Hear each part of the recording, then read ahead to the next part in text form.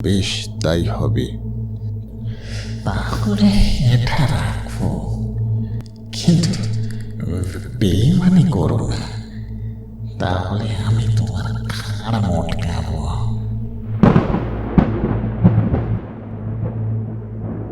সঙ্গে সঙ্গে আমার পকেটে যেন কেউ কি দিল। আমি পকেটে হাত দিতেই মেয়েটি বলল, এইখানে নয়, কাল দেখো, গয়া যাবার খরচ আর আমার নাম লিখে দিল। তুমি ভুল পথে এসেছ, আমি তোমায় পৌঁছে দিচ্ছি। আমি একেবারে ঘর থেকে বেরিয়ে রাস্তায়। স্টেশনের কাছাকাছি একটা জঙ্গল, সেখানেই আসতেই ভোর হয়ে এলো।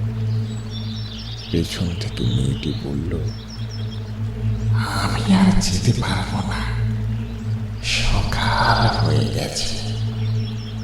তারপর আমি পিছন ফিরে দেখি একটা নরকঙ্কাল চলে যাচ্ছে। কি ভয়ঙ্কর দেখতে। স্টেশনে ফিরে এসে দেখলাম এক